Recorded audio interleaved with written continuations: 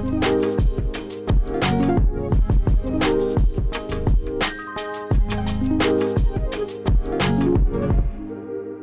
to everyone. My name is Giulia Guizzardi, and I'm from the community team at the DFINITY Foundation. Today, as I was saying before, we have our 9th workshop, and well, we come a long way. Hello, everyone. And the topic is to build a DeFi use case.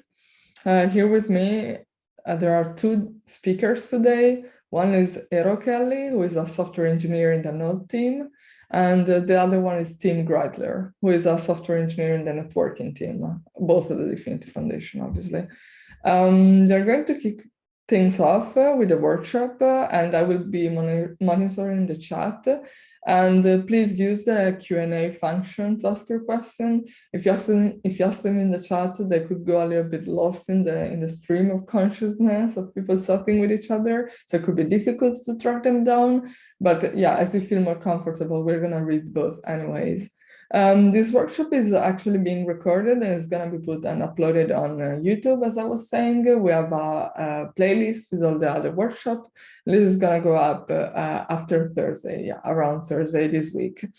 So I would say without further ado, I'm going to hand it off to Tim. So feel free to take it away and share your screen. Yeah, thanks for the introduction. Let me share my screen. So welcome to our workshop about our DeFi example dapp. I'm Tim, and I will present this together with Eero. And you might have already seen our YouTube video or it's already on Twitter, like the small promotional video for this workshop. And in this workshop, I will go into more detail. So let's quickly talk about the content of this workshop. So first, I will just talk about DeFi in general and how it relates to the IC and in general about the ecosystem. And I will also go through about on the high level about our example. And in the second part, Eero will do a small demo and he will go do a small code walkthrough. So what is DeFi exactly? It stands for decentralized finance. So it means that it's decentralized and it has no central entity controlling funds. So it's all based on smart contracts.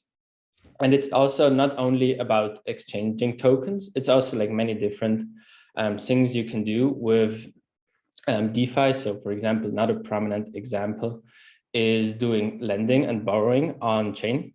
So this is just like general what is DeFi.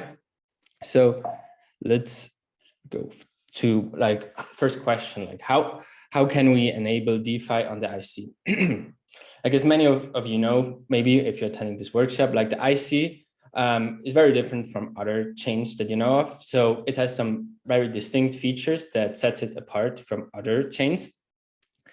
For example, canisters, like our notion of smart contracts, are very fast and cheap to execute. And also the programming model that we have is asynchronously. So between canisters is more like going, for example, cross-chain. So that the calls to other smart contracts happen asynchronously. So it doesn't, for example, in Ethereum chain, like if you call a smart contract and that smart contract then calls another smart contract, they will get executed at the same time. And this is not the case with the IC. But on the other hand, for example, canister execution is synchronous. So this is because like our model, we have canisters and like canisters can receive update calls, and during each update call, basically the state gets changed from a canister, and this then happens like synchronously. We move from state to state, and if like a state transition fails, we roll back to the previous state. This makes it synchronous, similar to what you have in Ethereum. What's special about the IC is what very distinguishing factor is that you have cheap storage, that you can store a lot of data on chain. And we think this will enable a lot of new designs, especially for DEXs, because you can now like have a much increased state on chain compared to like in Ethereum. You're very limited by like how much you can store on chain because it's like very expensive to store like anything on chain. For example, like one thing we can think of is like order book exchanges. Like order book exchanges is what you have on Binance or Coinbase. You just place an order and other people are also placing orders and you get matched. And this, as you can imagine, like placing order is introducing state to the DEX. And this is not possible, for example, or it's theoretically possible, but it's not feasible on, for example, Ethereum, because it's too expensive to store all these orders on chain. And that's why on Ethereum, you, for example, have like automated market makers, because they are much more efficient computation-wise.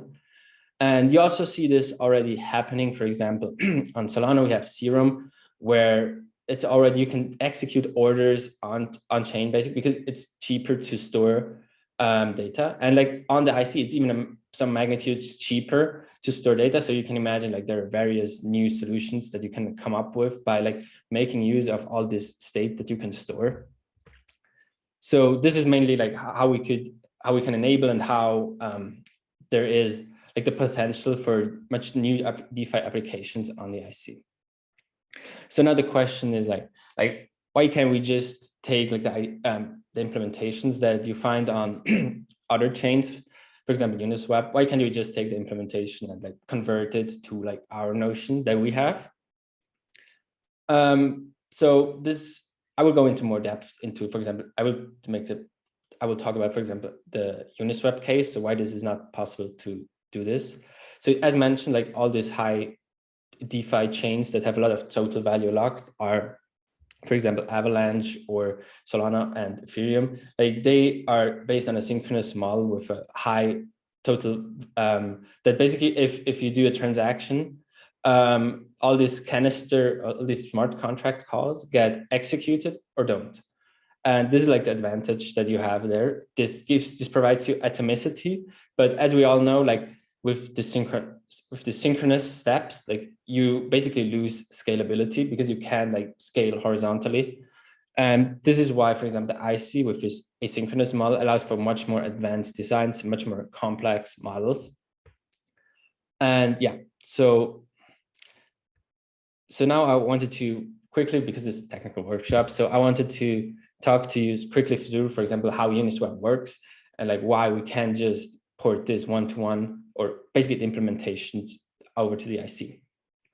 So first, just to set this clear, so it's not about solidity or whatever, it's about the programming model of the IC. It's not that like we can't, yeah, it's just about the programming model that's asynchronous on the IC and it's synchronous on like other chains. And there is also, for example, like a blog post I linked in the slides from like in the forum about like Ethereum with the shards. They will have this similar things about asynchrony in the future maybe. And so let's just, yeah. So for example, if this is a Uniswap contract that you see here, it's basically all the code that mostly gets executed if you do a token swap. So you have two main functions that we call these swap exact tokens, and this is in the so-called periphery contract. Periphery contracts are stateless, and they are basically just like in front of the core Uniswap contracts. And by being stateless, you basically can change or update these contracts. And like the most important parts are the core contracts, and these are just hold all the funds. Just this is how like it's from a software architecture wise. Yeah, and so if we start here in the periphery contract, so this is the one you will call if you do an exchange. You see that there's the function. So just like to make it more precise, like if you, for example, want to exchange like Ethereum for like some token, it will start calling with the safe transfer function. So you do like at some price, you will say, I will want to transfer this amount of token for this amount of token. And you will then, in this step, you will transfer your tokens to the Uniswap contract. And yeah, and just to quickly, I haven't like explained this clearly. I don't think it's clear maybe to everyone. So this is, Uniswap is based on automated market makers. So you don't do like directly trade with other people. So you basically have two functions. You either trade or you're a liquidity provider. So you provide funds into two pools from each token. And then when you want to exchange a token, you basically can get some of one token and you deposit like some of your token in the liquidity pool, and then like these liquidity pools are like batch basically on price. So and what happens here in this transfer function is that you deposit like your tokens in the liquidity pool, and the next step, like Uniswap will give you like the amount of tokens that you requested from Uniswap, and like the transfers like in the contract execution already happened, and only in this step here Uniswap will verify that you basically didn't scam the contract. And so if you, for example, didn't transfer enough funds into the contract for the amount you're getting, like it will say stop and basically revert the entire state previous to the first function. And this is like how like you ensure, this is basically what I've talked about previously about this atomicity. And what you then, so, and this here, if you have program Motoko, for example, is like, this is not directly translatable to Motoko or the IC programming model, because like each transfer, if you call like transferring tokens, like the transfer can finish and complete before you finished with the other contract execution. This is this asynchronicity I was talking about. Yeah, and like this is like why like you can like take like the implementation and just port it over to Motoko. It doesn't work because of the programming model, but as mentioned, like the programming model that we have on the IC is asynchronous, and you have like a lot of other possibilities of what you can do. As seen like in the example, like the exchange, like they rely on this rollback mechanism, and like even if you look at the code, like it optimistically transfers you token and relies on this rollback ability. And yeah, what like now, like we have like as mentioned, it's a synchronous state, like a lot of stuff. But on the other hand, like you have this convenient thing, but like a lot of applications that you can imagine are not possible like on these systems because it's all happening synchronously and you're very limited by compute. As mentioned, for example, order books are not really possible in this format, or it's also like it does like the IC, for example, like social applications are much easier to do because you have all these to this asynchronicity, you have so much like can parallelize stuff, and it's much more efficient in that case. Yeah, so this basically just sets the stage like where it's coming from, and like I'm now going to show you like how we designed our example DeFi app and how you can implement like token transfers, trading like on the IC. So let's start with what we have in our example repo. So we have here like a few things that interact. So we have the ledger, and the ledger is basically what the ICP. So if you interact with the ICP, and you also have DIP20 tokens. These are it's just a token standard, nothing. And there's also like the DEX canister. So let's look at these like more in depth. So if you're not familiar with tokens and like how tokens work, so tokens are basically just a separate canister, smart contract. And it's pretty simple, like it's kind of mind-blowing, like how it's just basically a token is just a hash map. That is all there is to a token. It's just like a mapping from your basically your principal ID to your amount that you own from this token. And there is also like a few like metadata and stuff. And it also provides you with interaction, with some functions to interact with this, basically with the hash map. So first there is, for example, transfer. So how I can transfer some tokens to Eero, for example, or what's also like in our case, our example is the approve function. So approve is basically how I can say, yeah, DEX or yeah, token, if Eero wants to spend my funds, like he's allowed to up to a certain amount that I specified. And like this standard that basically follows like the ERC20 token standard. And on the other hand, we have the ledger, and ledger is on the one hand simpler. It only provides you with two functions, how to interact with basically ICP.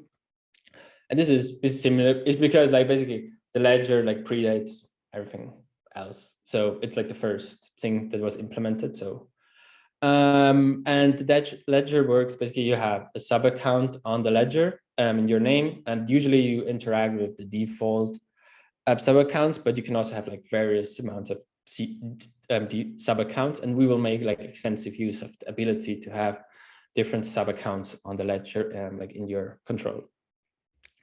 So first, this is basically just like the high level picture of what's happening in our token exchange. So we have like the colors here indicate like who controls these funds. And this is basically all there is. So green is ledger, blue is me. And yeah, so let's start. So what happens like if I want to transfer some, in this case, it's Ben. So if I want to do a token transfer with Ben. So here in that case, I have, for example, like 10,000 tokens, and I will call the approve function and approve the DEX to spend like these 10,000 tokens on my behalf. And when I approve this, so I gave the DEX permission. And in our case, for example, the DEX takes ownership of all our tokens and then makes use of like the synchronicity of a canister to do trading on the DEX.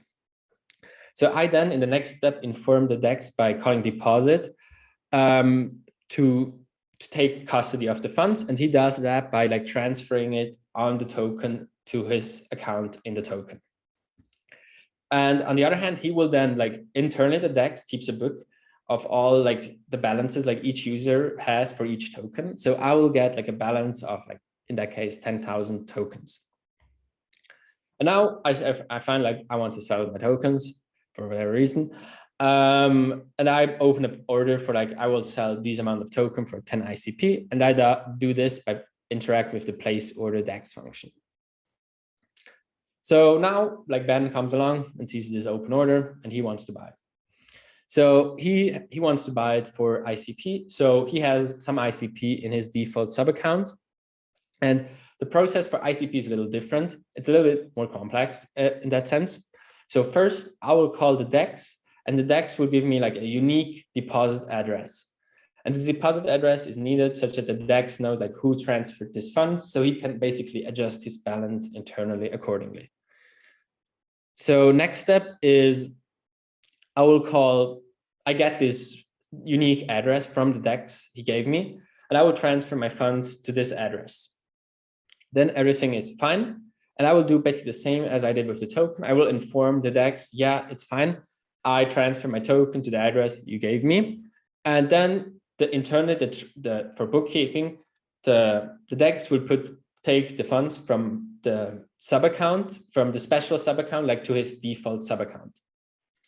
And on the other hand, update his internal map and gives me some ICP. And now Ben can place his order, this buy order for my tokens, and the DEX will recognize it that like these orders match, and we can execute them. And this is like the good thing about our implementation and what makes it so efficient is that it's all internal to the DEX. So the DEX can just like update balances. We can place trades, execute trades, and it's just updating like this internal booking without like having to call others contracts, because it's all the funds are in custody of the DEX. So it's all fine. And we just trade by updating balances. So you can think of it as similar to what you would do like if you trade on like Binance, like it just updates your funds like in your wallets. And if you want to, you can now do basically the same and do a withdraw from your DEX. So what you do is now you call the withdraw function of the DEX by specifying I want to withdraw this token and this amount. And the DEX will then transfer you these tokens to your account. And basically this makes the token exchange complete. So now I wanted to mention a few brief things about that may be important. So some things to consider here is like all these steps sound pretty complex if you look at them, if you look at how I listed them. But usually you have a front end more or less sophisticated that takes care of all these steps, and you can basically make sure that it fails correctly and you can resolve stuff. And it also just gives you one button like deposit, and it does all the calls for you. Another thing is to consider with the IC is that if you deploy a canister, you're basically the controller of the canister. And with a DEX, you wouldn't like to want that because like a user will control the DEX and could update like the internal tables. So that's probably not a good idea. So what you can do is like give your controller to a black hole canister, and then basically no one has control of your canister. It's not upgradable and it becomes basically immutable. So that's that. And for example, in our case, in our example, we tried to like separate all the exchange logic, like how we process order, how we keep order books into like separate files. And like just use the, like if we interact with funds, it's separate to the file. And this is also what Eero will explain. So our main focus was like how you interact with these tokens and the ICP ledger. And yeah, so you can go take the example and like play around with how you can process or build order books internally. And there's like, it's actually like we found out when implementing this, like implementing like order books and having all these things work correctly. It's very hard. It's hard and it's pretty complex. Like there's a lot of edge cases to consider. And like, yeah, it's pretty interesting. It gets pretty interesting. So what also need to take care of is like, for example, fees. So your DEX then can take like fees of transfers that happen internally. This could, for example, be used to like add some cycles to your canisters. I guess that's basically it for like the first part of our workshop. And if you have like any questions about the first part, like feel free to ask. Tim, there is a bunch of questions in the Q&A section. Actually, we can just go through those if you're okay with that. Yeah, that's fine. One of them is, are flash loans impossible on IC due to asynchronicity? Sorry.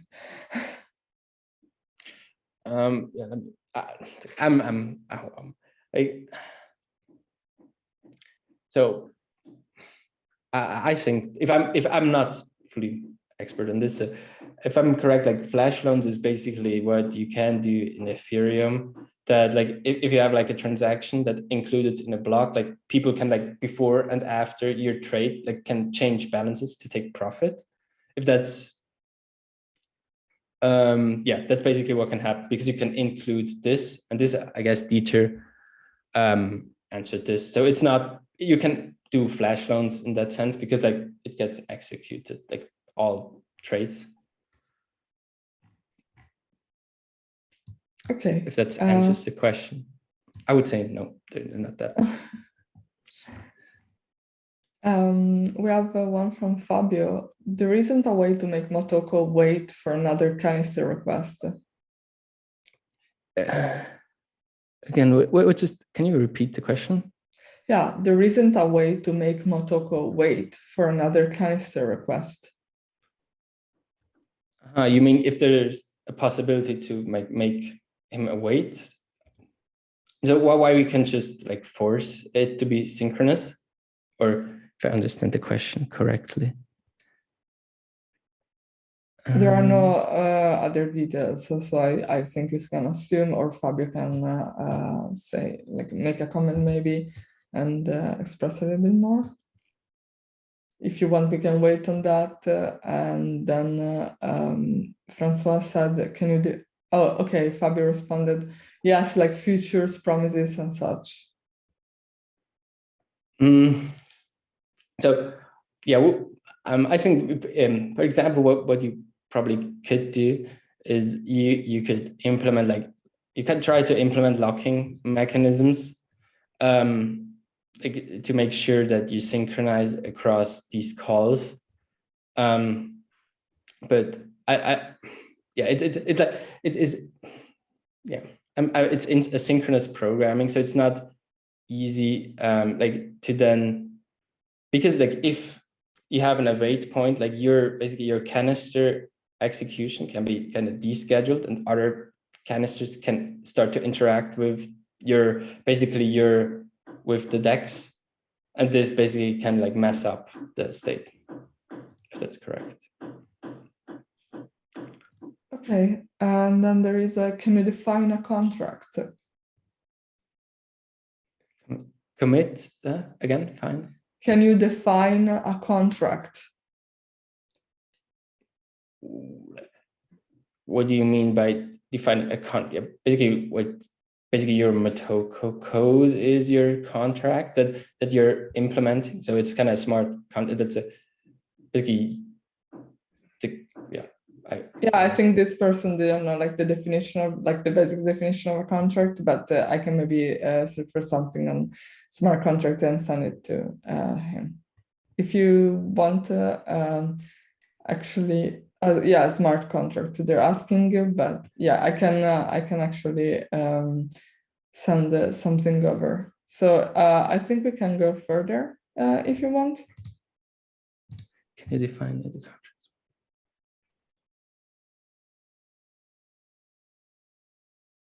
Okay, yeah, for me it's fine. If anyone wants to, okay, good. Like, do you want to take over, Eero? Yep. So let me just share my screen, take over. Yep.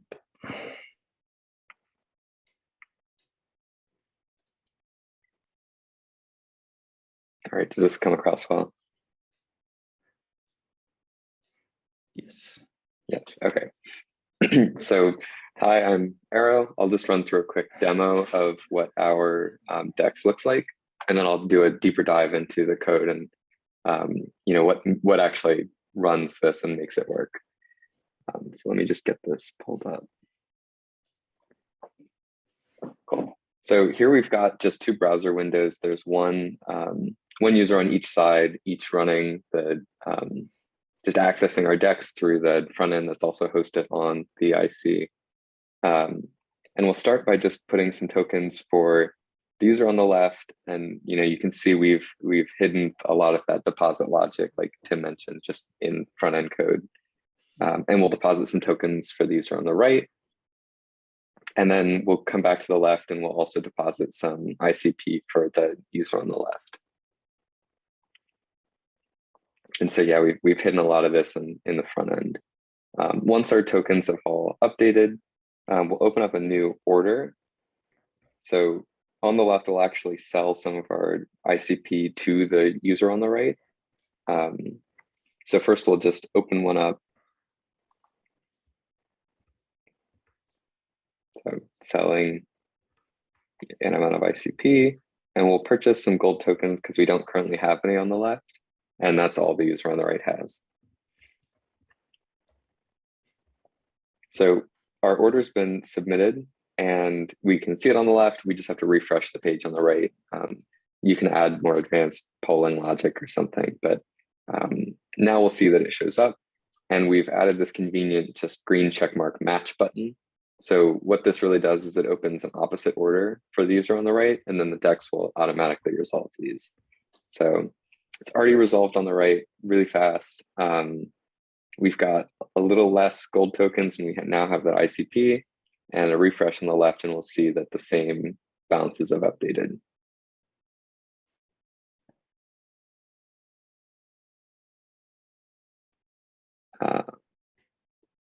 So we deposited gold tokens on the right, and we'll just pull some back out of the DEX, so back into our control. And we've also just purchased some ICP, so we didn't have any before for the user on the right, but we can withdraw that just to our own wallet, just like the tokens that we just pulled back.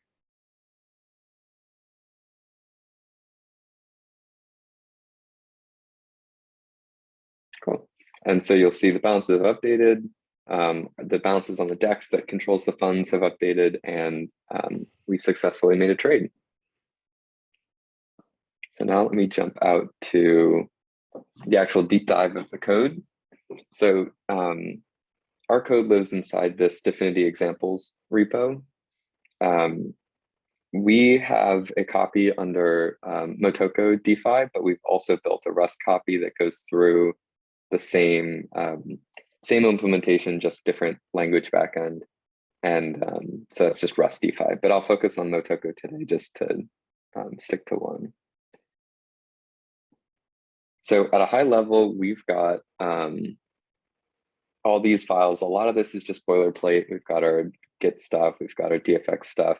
I want to point out this architecture markdown is a really useful file that kind of goes into more of this architecture that we've already talked about. So you can see some of this here. And there's also a linked page on the official documentation that's just on our smartcontracts.org that just has, another high-level overview of this as a good resource. Scripts holds just useful tooling that we use for this. Tests hold tests. Our actual code lives underneath the source directory. So top to bottom, we've got the DIP20 token. This actually links to Psychedelic's DIP20 repo, which is the token standard we've used for this demo. Our code lives under DeFi dapp for the backend. Front end is the front end assets is the assets for the front end. And these last two, the internet identity and the ledger, are both WebAssembly binaries for II and the ledger. And we only include these for local development. Obviously, when you deploy to mainnet, you can just use the actual II and actual ledger, but this just helps so you can test it locally as much as you'd like. I'll jump into our backend code now.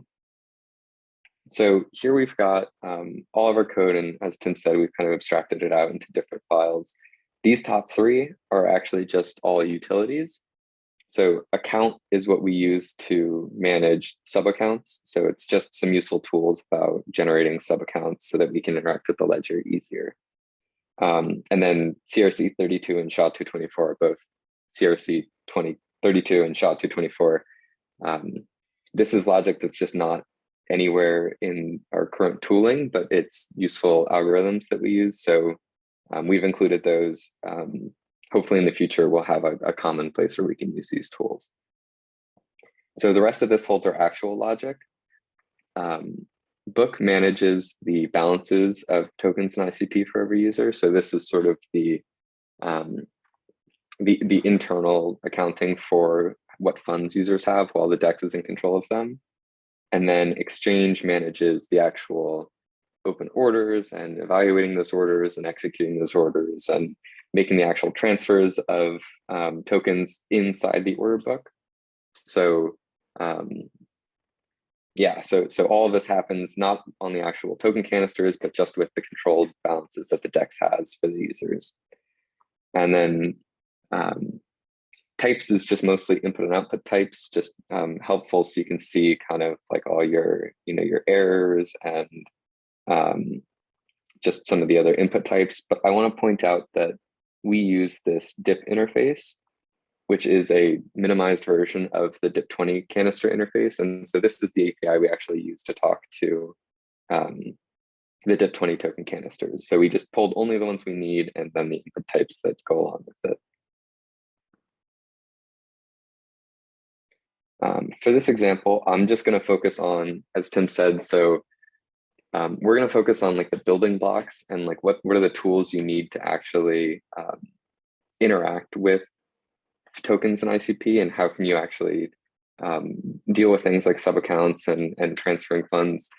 And then I'm going to leave all the exchange logic up to others to kind of build on. So we have our really basic example, but obviously I'm sure you all can do much more with it.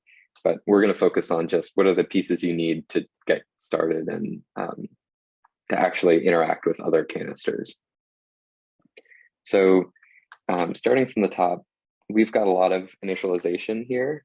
So all of this is just initialization of the actual DEX canister.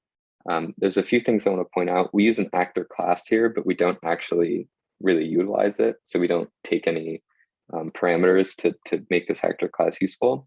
And this is because we want to match the interface that the Rust canister has, and the Rust tooling just requires us to use an actor class. So we match here, but it also kind of shows this is a pretty complex signature. So this is just how, if you do need an actor class for your use case, you can go about doing this. So for example, you could take in an input for what kind of fees you want to collect, or any sort of like starting balances or whatever you want to test with, you can use this actor class for. This next thing I want to point out is that we hold all of our, you can see here's our exchanges and here's our order book. So those are those two structures I talked about, but a lot of this around it is this stable structures. And this is just because right now these structures can't easily fit into stable memory. So we do serialize them, and I'll jump down to where we do that into the stable memory on before and after upgrades, just so we can persist state between upgrades. And I just want to point out that this is probably not something you want to do in production. It can grow your stable memory pretty big, and there's a lot of complexity in these pre and post upgrade steps. We left it in just because it's really useful for local testing. So you don't just wipe your book every time you try to push an update or fix a function or something. And you can see how this is done, but there's just a few things you want to be careful here. And you might not even want upgrades available for your DEX when you first publish it. It can just be static and then black hole, and then it said nobody is in control of it. Or later down the line, you might be able to use something like the SNS to manage upgrades, and then you can do that safely without one party just being in charge of upgrading and changing the function to give all the funds to themselves. So back up the top, we've got a lot of functions here that are kind of just to interact with the DEX. So things like placing orders, you can see it's pretty simple. We just interact with our things like the order book and the exchanges, but there's not really much of that interesting interactions going on here with the canisters. So we've also got cancel order, just management stuff. All these are just tools for the building front ends or building applications with, just to kind of batch data together. But I want to start talking with deposit. So let me jump there. So we talked about deposit and how there is a little bit more complexity with ICP to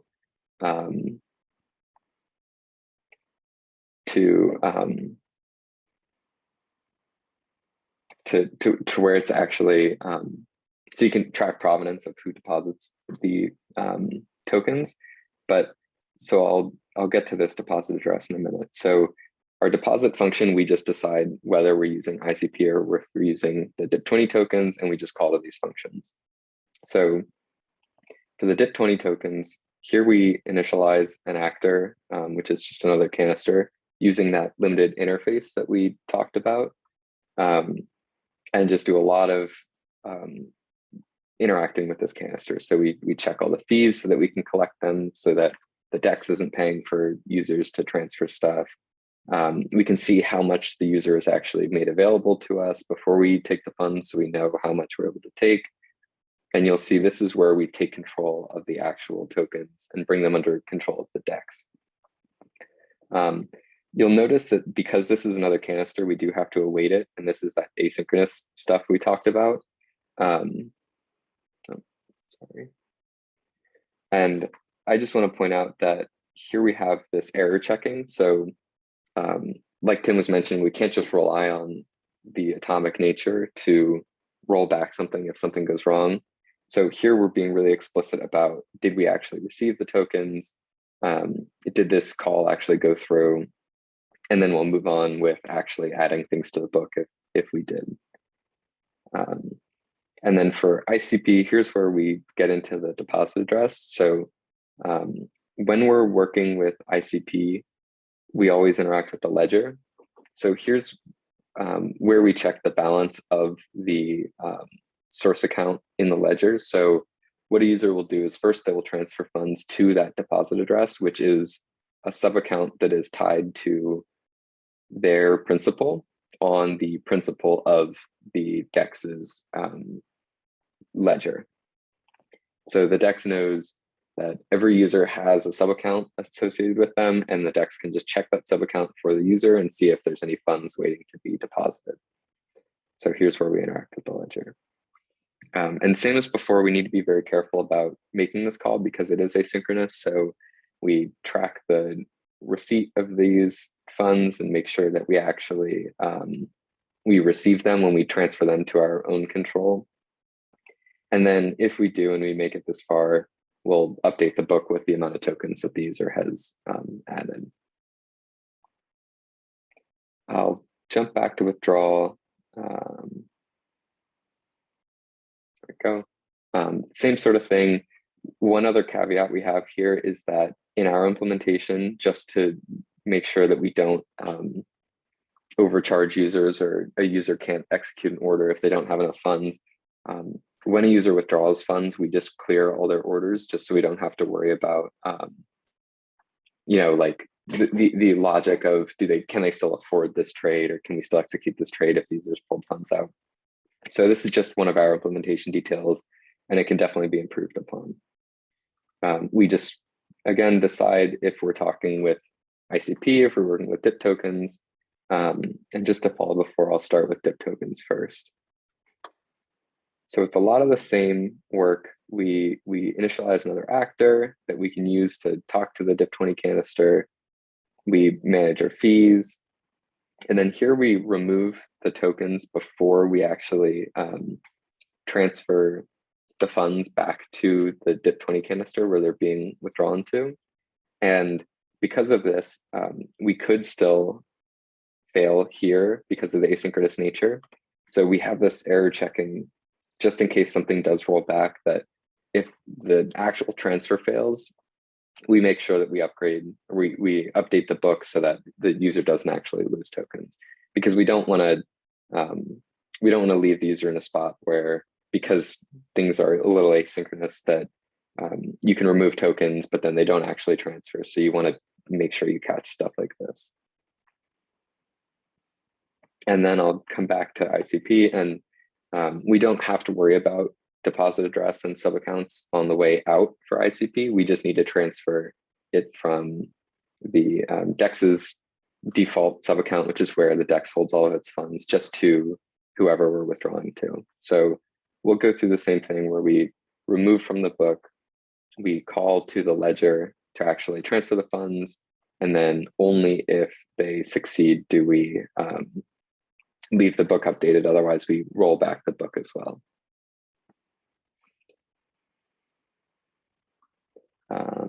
So that's about the important parts of our implementation. There's a few more just boilerplate helper functions throughout. We'll see these as I scroll down. Yeah, just helpers to fetch fees and interact with DIP20 canisters and symbols and trading pairs. And this is sort of our implementation. I wanted to point out a few more of these at the end, though.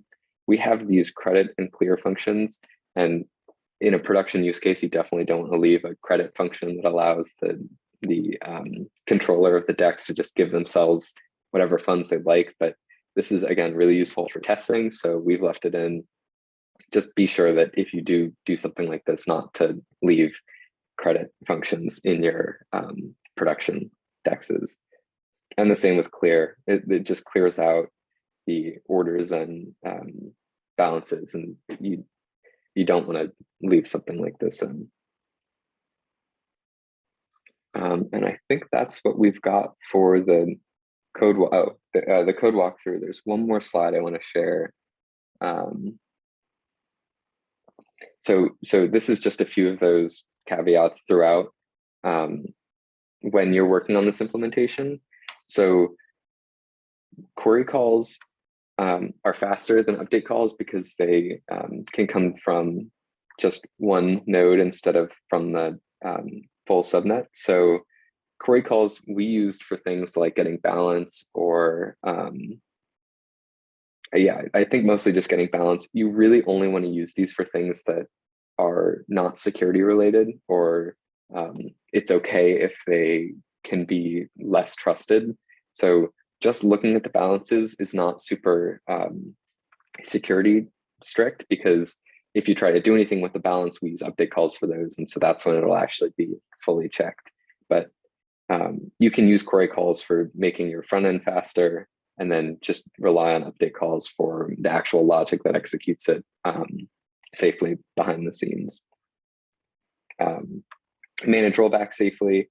This is like what we talked about with checking the results of some of those other asynchronous operations, just to make sure that you kind of, in this world, you have to be sure you're thinking about this stuff so you don't lose tokens or run into errors that you wouldn't have in an atomic world.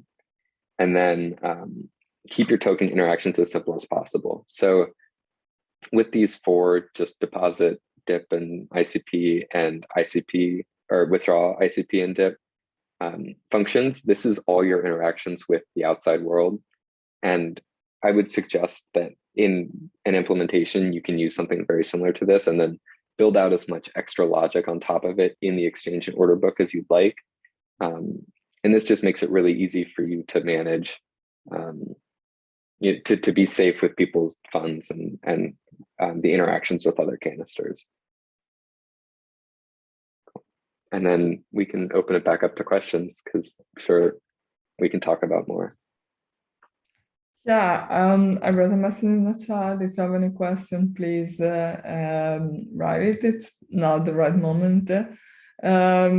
Maybe in the meantime, I have something I wanted to ask to you both.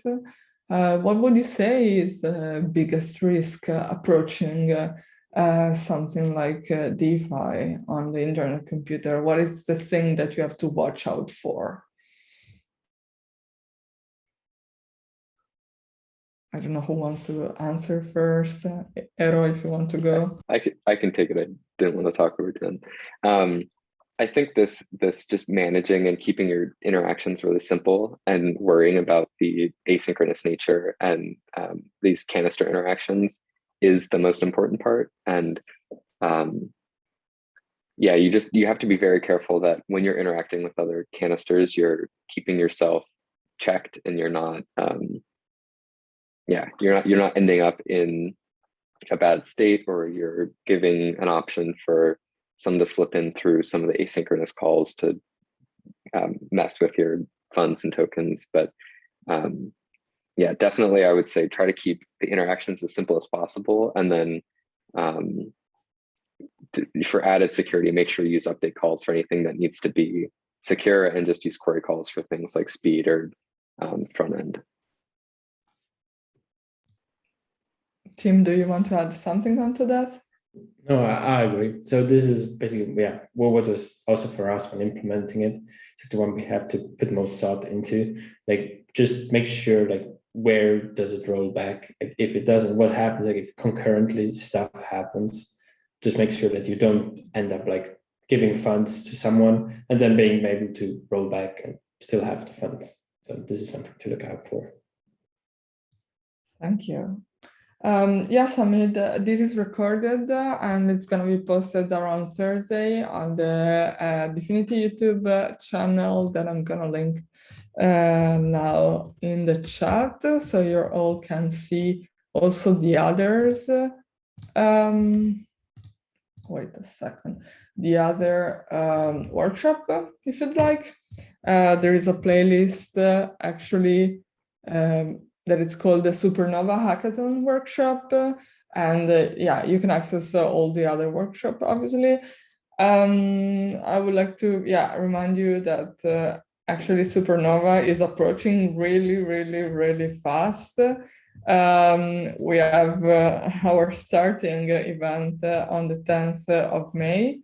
So please register on that post, check out the page, check out all the different prizes and categories. Obviously, as we found out today with the help of Tim and Eero, with this deep dive into DeFi, we have a DeFi category, but we have a lot of different things, from NFT to gaming to metaverse, Web3, decentralized social infrastructure. So there's a lot more. So yeah, please check the page I linked in the chat. Is there any other question for our two? If not, I would say I thank you all for your participation. It was really nice having you here. Thank you, Tim and Eero, for your amazing deep dive into DeFi. You've been really nice and really clear. And thank you for guiding through this sometimes difficult topic, but you did it really well. And thank you for all our participants for your question. And yeah, if you have any more follow-up questions or things that are not clear and you're really interested in the topic, we have a forum, a developer forum that you can find on forum.dfinity.org. And we also have a developer Discord that you can access to and basically ask questions to people that have already been developing on the internet computer and joining and basically also understand a lot better. So I say hi to everyone, I say bye to everyone, and I hope you're gonna have an amazing day, night, or yeah, afternoon or whatever. Thank you so much, Tim and Eero, and yeah, I see you guys soon. Bye.